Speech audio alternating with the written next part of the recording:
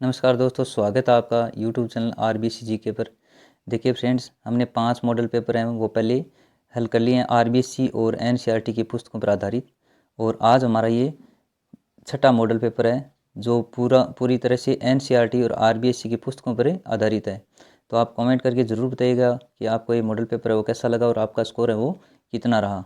तो चलिए शुरू करते हैं। आज का पहला सवाल, निम्नलिखित में से कौन सा कथन है वो असत्य है।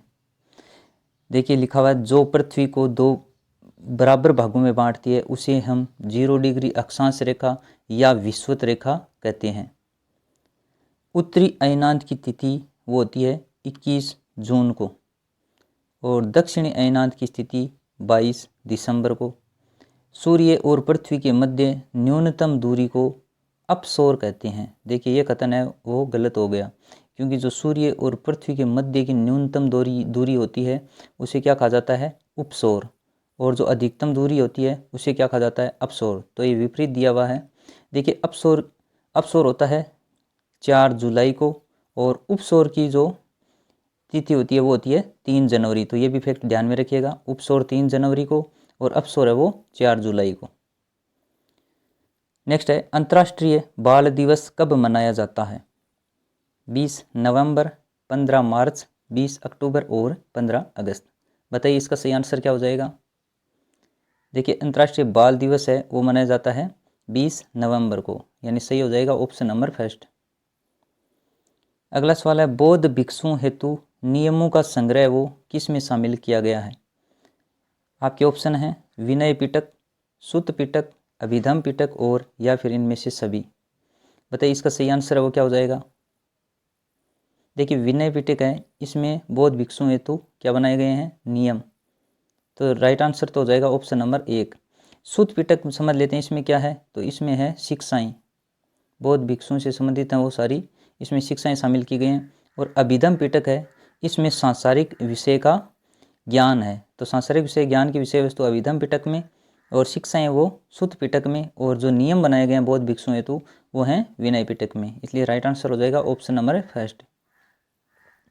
महाजनपद और उसकी राजधानी के संबंध में कौन सा युग्म है वो सुमेलित नहीं है। बताइए इनमें से अंग की राजधानी दी गई है चंपा, वज्जी की वैशाली, कुरु की इंद्रप्रस्थ और कंबोज की क्या दी गई है, कौशाम्बी, जो कि बिल्कुल गलत है। कंबोज की राजधानी हाटक या फिर उसे राजपुर भी कहा जाता है। हाटक या राजपुर है वो कंबोज की राजधानी थी। इसलिए राइट आंसर क्या हो जाएगा ऑप्शन नंबर 4। सिंधु घाटी सभ्यता का एकमात्र स्थल जहां पर दुर्ग नहीं मिला है। बताइए ऐसा कौन सा स्थल है जहां पर एक भी दुर्ग नहीं मिला है। हड़प्पा, मोहनजोदड़ो, चन्हूदड़ो या फिर लोथल। देखिए इसका सही आंसर क्या हो जाएगा ऑप्शन नंबर 3। चन्हूदड़ो है वो सिंधु घाटी सभ्यता का एकमात्र स्थल है जहां पर दुर्ग है वो नहीं मिला है। तो ये काफ़ी इंपॉर्टेंट है, ये भी ध्यान में रखिएगा।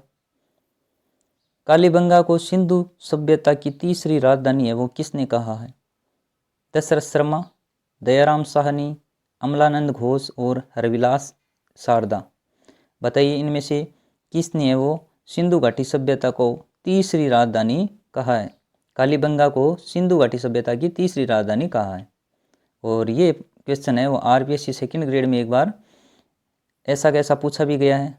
तो ये भी काफ़ी महत्वपूर्ण हो जाता है, क्योंकि रिपीटेड प्रश्न है वो कई बार एग्जाम में आ जाते हैं। पिछली रीट में भी काफ़ी ऐसे खूब प्रश्न थे जो पुराने एग्जाम में पूछे गए थे। तो बताइए इसका सही आंसर क्या हो जाएगा। देखिए इसका राइट आंसर क्या हो जाएगा ऑप्शन नंबर 1।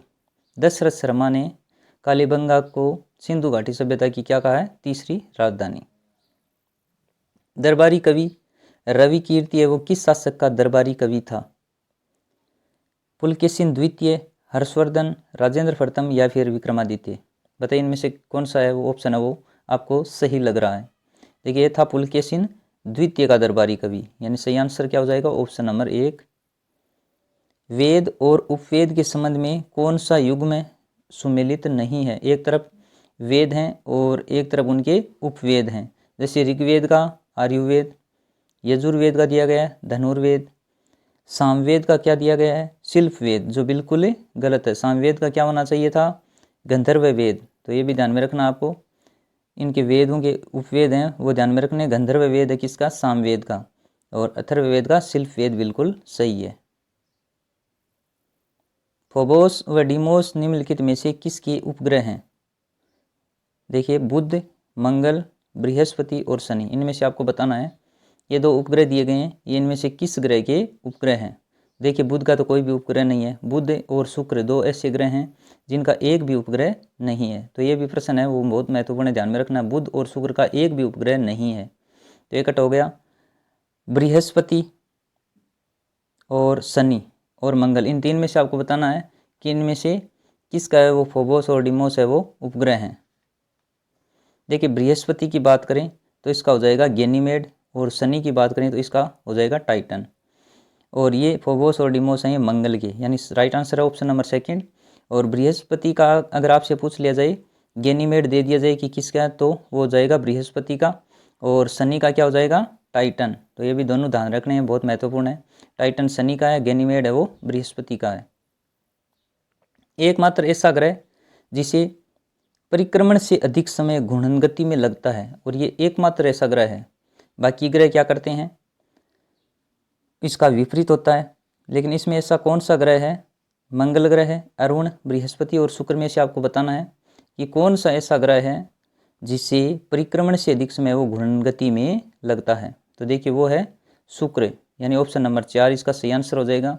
इसको परिक्रमण गति में लगते हैं 225 दिन, और घूर्णन गति में कितने लगते हैं? 243 दिन। तो ये दोनों फैक्ट हैं वो ध्यान में रखने हैं, 225 दिन और 243 दिन। निम्नलिखित में से कौन सा कथन है वो असत्य है? देखिए भारत की स्थलीय सीमा 15,200 किलोमीटर है। सबसे लंबी तटरेखा वाला राज्य है गुजरात। भारत की कुल जनसंख्या विश्व की जनसंख्या का 17.5% भाग है। तो ये भी बिल्कुल सही है। 82 सही 1/2 डिग्री पूर्वी देशांतर रेखा है वो 6 राज्यों में से गुजरती है। ये बिल्कुल गलत है। कितने राज्यों में से होकर गुजरती है? 5 राज्यों में से। और वो 5 राज्य कौन कौन से होंगे? उत्तर प्रदेश, मध्य प्रदेश और छत्तीसगढ़ और आंध्र प्रदेश और उड़ीसा। तो ये 500 राज्य हैं वो आपको ध्यान में रखने हैं।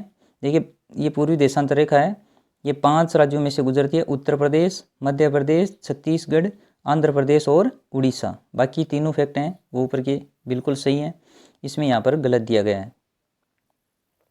असत्य कथन की पहचान करनी है। बिजोलिया शिलालेख से चौहान राजवंश के बारे में हमें जानकारी प्राप्त होती है, बिल्कुल सही है।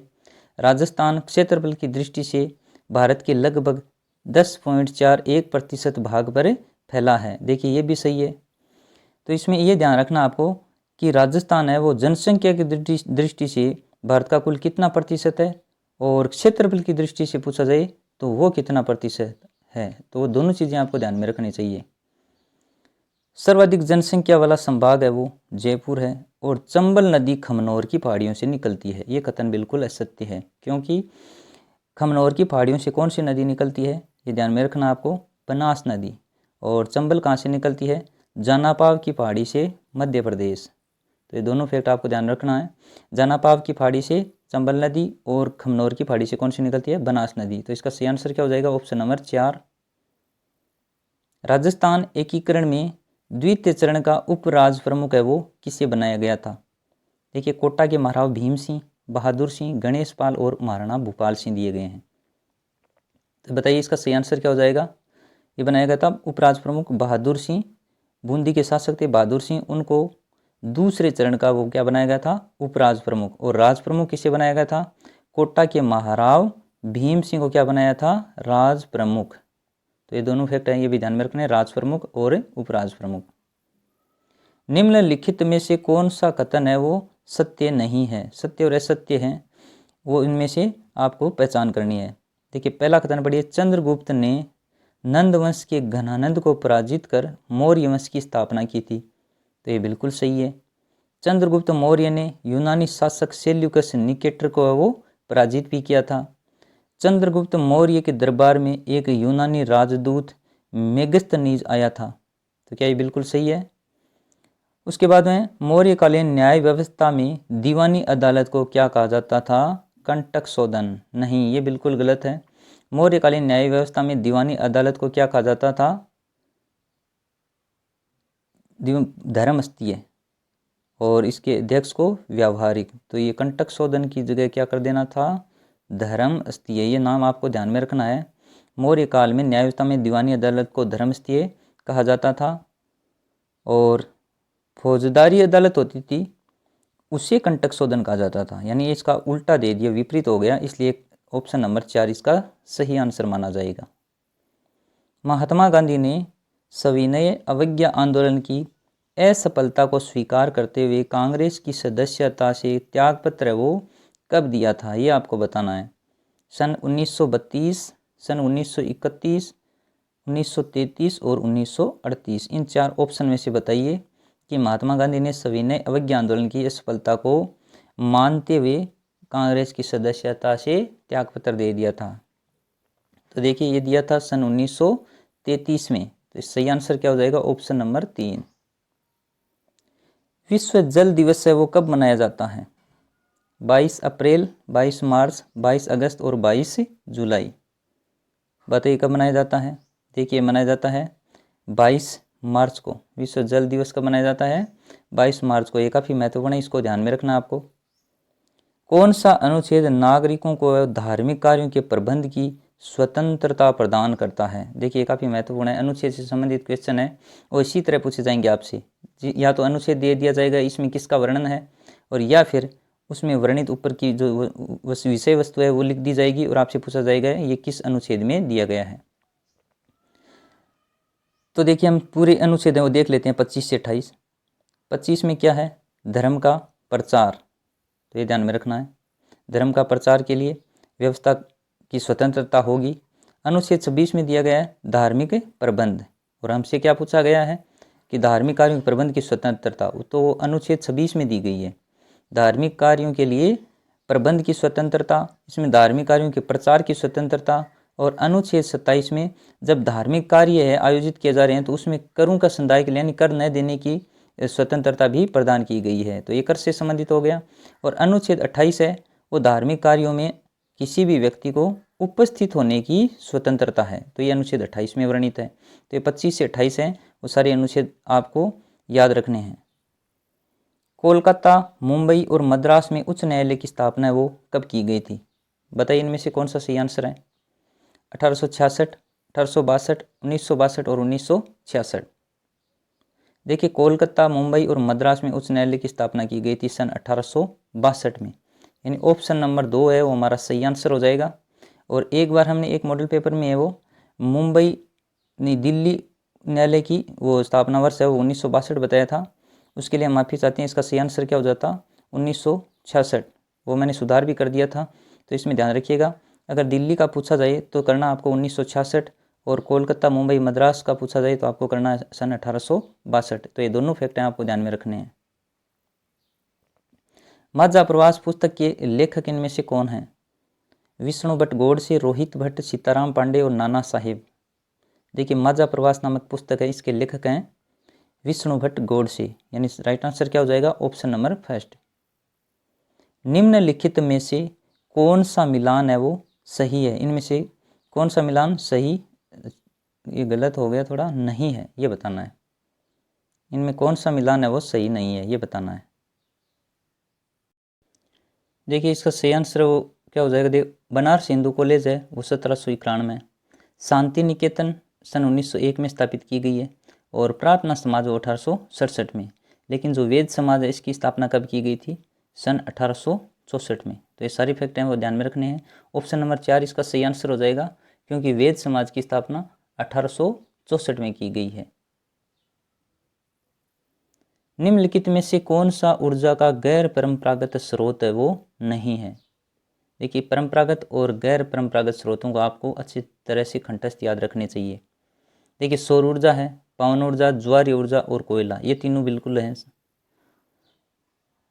तो सही आंसर हो जाएगा ऑप्शन नंबर 4 कोयला है, वो गैर परंपरागत स्रोत की श्रेणी में नहीं आता। ये परंपरागत स्रोत है, बाकी तीनों ऊपर के जो दिए गए हैं सौर ऊर्जा, पवन ऊर्जा और ज्वारीय ऊर्जा, ये तीनों किसके स्रोत हैं? गैर परंपरागत स्रोत।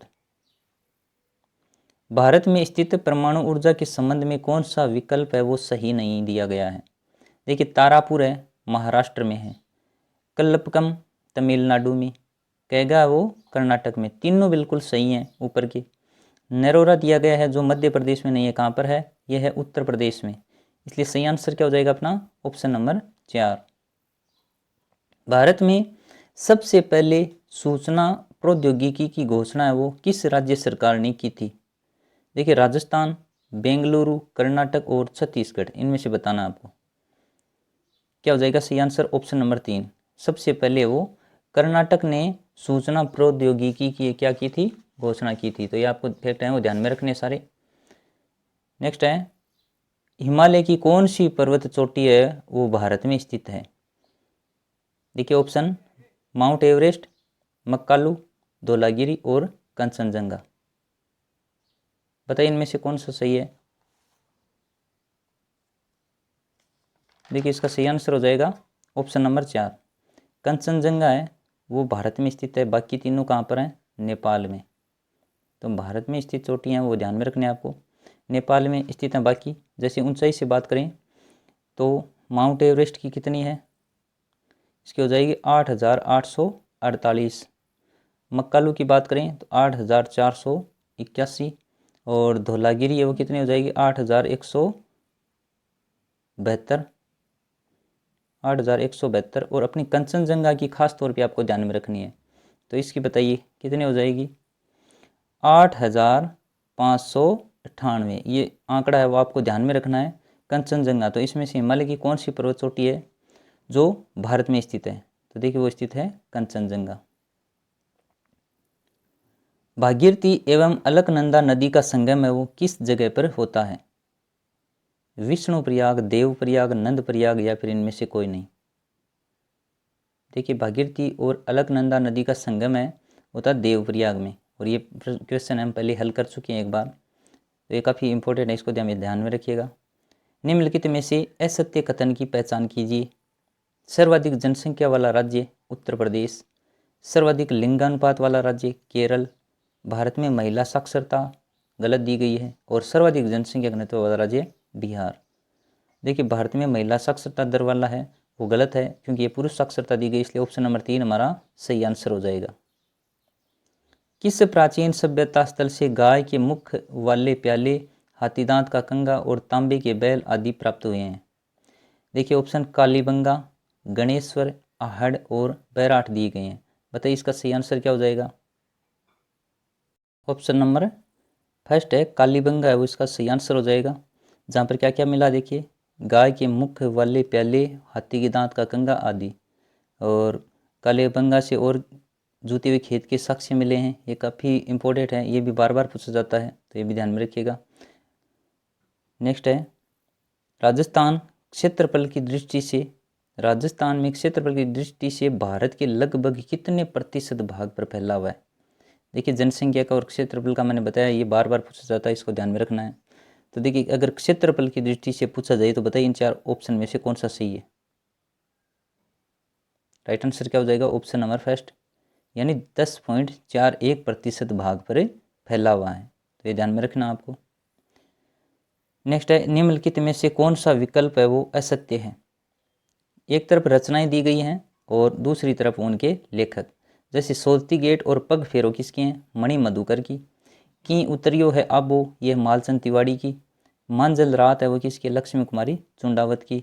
और उलझन दी गई है जो सत्य प्रकाश जोशी की नहीं है, उलझन किसकी है, विजयदान देथा की। तो ये ऑप्शन नंबर 4 हमारा सही आंसर हो जाएगा इसका, क्योंकि ये मिलान है वो विकल्प है वो असत्य है, गलत दिया गया है।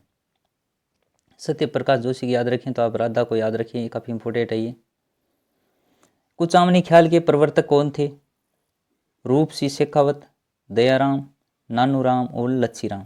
देखिए कुचामनी ख्याल के प्रवर्तक कौन थे, लच्छीराम, यानी राइट आंसर ऑप्शन नंबर 4।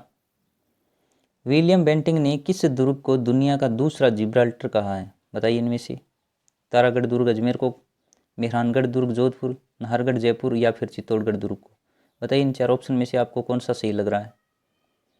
देखिए ये कहा है तारागढ़ दुर्ग अजमेर को, उन्होंने दुनिया का दूसरा जिब्राल्टर तारागढ़ दुर्ग अजमेर को कहा है। असुमेलित युग्म का चयन करना है। मंदिर और वो कहाँ पर स्थित है, उनके स्थान। बारडोली का शिव मंदिर चित्तौड़। हर्षद माता मंदिर आभानेरी, जो काफ़ी बार एग्जाम में आता भी है। भंडदेवरा मंदिर कोटा दिया गया है, पिछली रीट में ही पूछा गया है, कहाँ पर स्थित है, बारा में। अब बड़ी मियाँ की हवेली जोधपुर। बाकी तीनों सही हैं, लेकिन भंडदेवरा मंदिर है वो कोटा में न होकर के कहाँ स्थित है, बारा। राजपूतों की अग्निकुंड से उत्पत्ति का सिद्धांत है वो किसने दिया गया, वेरी मोस्ट इंपॉर्टेंट है ये। चंद्रवरदाई, अमीर खुसरो, चंद्रशेखर और दशरथ शर्मा। बताइए इसका सही आंसर क्या हो जाएगा। राजपूतों की अग्निकुंड से उत्पत्ति का सिद्धांत है वो चंद्रवरदाई ने दिया था, इसलिए सही आंसर क्या हो जाएगा, ऑप्शन नंबर 1। निम्नलिखित में से कौन सा युग्म है वो असुमेलित है। रामसनेही संप्रदाय की जो स्थापित पीठ हैं और उनके संस्थापक दिए गए हैं। बताइए शाहपुरा की देखी की थी रामचरण जी ने, ये बिल्कुल सही है। रैण की दी गई है दादू दयाल, जो बिल्कुल गलत है। रैण पर किसने की थी, दरियाव जी ने, और ये कई बार एग्जाम में आता भी है रैण दरियाव जी। सिंहतल हरिराम दास जी बिल्कुल सही है, और खेड़ापा रामदास जी ये भी बिल्कुल सही है। जो रैण शाखा है यहाँ के संस्थापक अध्यक्ष थे वो थे दरियाव जी। निम्नलिखित में से कौन सा आभूषण है वो गले और वक्स यानी छाती पर है वो धारण नहीं किया जाता। बताइए इनमें से। हालरो, बजट्टी, तिमणिया और नेवरी। कौन सा आभूषण है जो गले से या वक्स स्थल से बिल्कुल संबंध नहीं है उसका।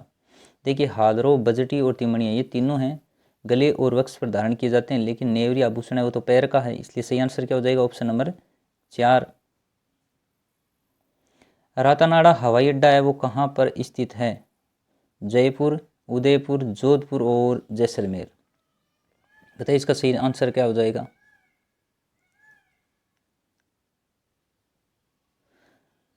राइट आंसर क्या हो जाएगा इसका, रातानाड़ा जो हवाई अड्डा है वो कहाँ पर स्थित है। तो देखिए ये है जोधपुर में, यानी ऑप्शन नंबर 3 सही आंसर माना जाएगा। और जयपुर सांगानेर हवाई अड्डा स्थित है, डबोक है वो उदयपुर में स्थित है। तो ये सारे फैक्ट हैं वो आपको ध्यान में रखने हैं। भारत में पश्चिमी तट का दक्षिणी भाग है वो क्या कहलाता है, कोरोमंडल, कोंकण तट, मालाबार तट या फिर केंद्रा तट। बताइए क्वेश्चन नंबर 37 का सही आंसर है वो कौन सा होगा इनमें से। देखिए भारत में पश्चिम तट का दक्षिणी भाग की बात करें तो वो हो जाएगा मालाबार तट, यानी राइट आंसर क्या है, ऑप्शन नंबर 3। कोरोमंडल तट है तो पूर्वी भाग का पूछा जाता तब कर देते हम, लेकिन यहाँ पर पूछा गया दक्षिणी भाग का, नहीं पश्चिमी तट का दक्षिणी भाग। दक्षिणी भाग तो दोनों है, लेकिन ये पूर्वी का है ये पश्चिमी का, तो ये फैक्ट है आपको ध्यान में रखना है। कौन सा पुरातात्विक स्थल है वो हरियाणा में अवस्थित नहीं है इनमें से, राखीगढ़ी, बनवाली और मीताथल, और उसके बाद में दिया गया रंगपुर। बताइए इन चार ऑप्शन में से कौन सा स्थल है वो हरियाणा में अवस्थित नहीं है। देखिए राखीगढ़ी है, बनावली है और मीताथल है, ये मतलब ये तीनों ही हरियाणा में स्थित हैं, लेकिन रंगपुर है वो हरियाणा से संबंधित नहीं है, तो इसका खास तौर पे ध्यान रखना है। ये हरियाणा के, पंजाब के अलग अलग आपको पुरातात्विक स्थल हैं वो याद रहने चाहिए, ताकि ऐसे प्रश्न अगर बने तो आपका किसी भी हालत में गलत न हो। डॉक्टर राजेंद्र प्रसाद को संविधान सभा का अस्थायी अध्यक्ष है कौन सी बैठक में चुना गया था। बताइए प्रथम बैठक में, द्वितीय, तृतीय या फिर चतुर्थ, कौन सी बैठक में डॉक्टर राजेंद्र प्रसाद को संविधान सभा का वो अस्थायी अध्यक्ष मान लिया गया था। तो देखिए पहली बैठक तो अस्थायी अध्यक्ष थे, और दूसरी बैठक में इनको स्थायी अध्यक्ष है वो बनाया गया था। तब तक सच्चिदानंद सिन्हा अस्थायी अध्यक्ष के रूप में कार्य करते रहे थे। और परीक्षाओं में कई बार पूछा जाता है कि संविधान सभा का अस्थायी अध्यक्ष कौन थे, संविधान सभा के स्थायी अध्यक्ष कौन थे, तो ये ध्यान में रखना आपको। दूसरी संविधान सभा में इनको स्थायी अध्यक्ष के तौर पर चुना गया था।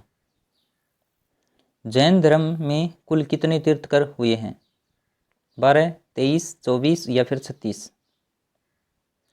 देखिए जैन धर्म में कुल तीर्थंकर हुए हैं 24, और अंतिम तीर्थंकर अपने कौन थे, महावीर स्वामी, तो ये ध्यान में रखना है। 24 तीर्थंकर हुए हैं पूरे। महात्मा बुद्ध की बचपन का नाम क्या था, शुद्धोधन, मूलशंकर, सिद्धार्थ और वर्धमान। इनमें से आपको सही आंसर का चयन करके बताना है कि महात्मा बुद्ध के बचपन का नाम क्या था। देखिए वर्धमान बात करें तो यह है महावीर स्वामी का, तो ये तो बिल्कुल नहीं हो सकता। आप दोनों में कन्फ्यूजन होता है अगर तो इसका सही आंसर क्या हो जाएगा, सिद्धार्थ। जो सिद्धार्थ है वो महात्मा बुद्ध के बचपन का नाम था। और महावीर स्वामी की बात करें तो क्या हो जाएगा वर्धमान। तो ये दोनों के नाम आपको अच्छी तरह से याद रहने चाहिए। निम्नलिखित में से कौन सा कथन है वो सत्य है। देखिए स्वामी दयानंद सरस्वती का निधन है वो कहाँ पर हुआ, अजमेर में। प्रार्थना समाज की स्थापना किसने की, आत्मारंग पांडुरंग ने। स्वामी विवेकानंद के बचपन का नाम क्या दिया गया है, नरेंद्र नाथ, बिल्कुल सही। तो ये इसमें से सारे कथन है वो सही है, इसलिए राइट आंसर हो जाएगा उपयुक्त सभी। देखिए काफ़ी इंपॉर्टेंट है, काफ़ी महत्वपूर्ण है सारे के सारे, कि स्वामी दयानंद सरस्वती का निधन कहाँ पर हुआ, अजमेर। प्रार्थना समाज की स्थापना आत्माराम पांडुरंग ने। और स्वामी विवेकानंद के बचपन का नाम क्या था, नरेंद्र नाथ। नेक्स्ट है, नगर निगम की कार्यपालक समिति का पदेन सचिव इनमें से कौन होता है, महापौर, उप महापौर, मुख्य कार्यकारी अधिकारी और निगम आयुक्त। बताइए इनमें से कौन सा सही आंसर है इसका। नगर निगम की कार्यपालक समिति का पदेन सचिव माना गया है मुख्य कार्यकारी अधिकारी को, यानी ऑप्शन नंबर 3 इसका सही आंसर है। और नगर निगम के अध्यक्ष की बात की तो उसे मेयर या फिर क्या कहा जाता है, महापौर। अंकोर वाट के मंदिर हैं वो कहाँ पर स्थित हैं, कंबोज, चंपा, जावा या फिर ब्रह्मा। देखिए अंकोर वाट के जो मंदिर हैं वो स्थित हैं कंबोज में, जहाँ पर कंबोडिया भी नाम दिया जाता है कई बार, तो कंबोज में स्थित हैं, इसलिए ऑप्शन नंबर 1 हमारा सही आंसर माना जाएगा। राजस्थान एकीकरण के समय स्थापित सरकारी कार्यालयों के संदर्भ में इनमें से कौन सा है वो विकल्प वो सही सुमेलित नहीं है। देखिए हाईकोर्ट की स्थापना कहाँ की गई थी, जोधपुर में। शिक्षा विभाग की बीकानेर में। खनिज और कस्टम विभाग की कहाँ पर की गई थी, ये अजमेर में नहीं की गई थी, कहाँ पर की गई थी, उदयपुर में। ये काफ़ी इंपॉर्टेंट क्वेश्चन है, इसको ध्यान में रखिएगा आप। एकीकरण से संबंधित है क्वेश्चन तो आना है। और उनमें राज प्रमुख, उपराज प्रमुख अगर ये नहीं पूछा जाता है, प्रधानमंत्री वगैरह, तो इनमें से ऐसा सवाल निश्चित रूप से दिया जा सकता है। कृषि विभाग बिल्कुल भरतपुर में। तो ये चारों फैक्ट आपको ध्यान रखने हैं, हाईकोर्ट जोधपुर, शिक्षा विभाग बीकानेर, खनिज और कस्टम विभाग है वो उदयपुर, और कृषि विभाग है वो भरतपुर। चुन्नीलाल प्रभाकर अमृतलाल पायक का संबंध है वो किस प्रजामंडल आंदोलन से है। आपके ऑप्शन है डूंगरपुर, बीकानेर, सिरोही और प्रतापगढ़। बताइए इसका सही आंसर क्या हो जाएगा। चुन्नीलाल प्रभाकर और अमृतलाल पायक का संबंध है प्रतापगढ़ प्रजामंडल से, यानी राइट आंसर क्या है, ऑप्शन नंबर 4 चिल्का झील। देखिए सही आंसर क्या हो जाएगा, नक्की झील, जिसे पवित्र झील भी कहा जाता है ना। नक्की झील है वो भारत के प्रथम मानव निर्मित झील है वो मानी जाती है। निम्नलिखित में से कौन सा विकल्प है वो सत्य है, भूप्रपटी के नीचे का वह स्थान जहां कंपन आरंभ होता है वो क्या कहलाता है, उद्गम के अंदर। बिल्कुल सही है। देखिए काफ़ी महत्वपूर्ण है क्वेश्चन, नया टॉपिक जुड़ा हुआ है, भूकंप और ज्वालामुखी, और उसमें से क्वेश्चन आएगा निश्चित रूप से। तो ये सारे के सारे फैक्ट हैं, ये कक्षा 7 में एनसीईआरटी की में, तो इनको ध्यान में रखिएगा। भूप्रपटी के नीचे का वह स्थान जहाँ कंपन आरंभ होता है उसे कहते हैं उद्गम केंद्र। उद्गम केंद्र जो भू सतह पर उसके निकटतम स्थान को क्या कहते हैं, अधिगम केंद्र। अधिगम केंद्र के निकटतम भाग पर क्या होती है, सर्वाधिक हानि। मतलब ये तीनों फैक्ट हैं वो बिल्कुल सही हैं, इसलिए सही आंसर ऑप्शन नंबर 4।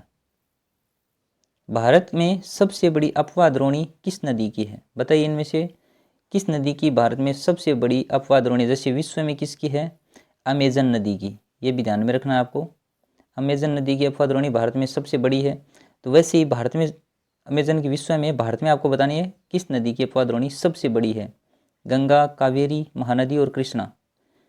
देखिए सही आंसर क्या हो जाएगा, ऑप्शन नंबर 1 गंगा नदी की अपवाह द्रोणी है वो सबसे बड़ी है। राजस्थान राज्य पथ परिवहन निगम की स्थापना है वो कब की गई थी, 1 अक्टूबर 1964, 2 अक्टूबर 1970, 15 सितंबर 1974 और 5 अगस्त 2006 को। बताइए कब की गई थी। राजस्थान राज्य पथ परिवहन निगम की स्थापना है वो 1 अक्टूबर 1964 को की गई थी, यानी सही आंसर क्या है, ऑप्शन नंबर 1। अगर आपको इन प्रश्नों में किसी भी क्वेश्चन में कन्फ्यूजन है तो प्लीज़ आप कमेंट कर दीजिएगा। और ये वीडियो आपको अच्छा लगा तो लाइक ज़रूर कीजिएगा, अपने दोस्तों के साथ वो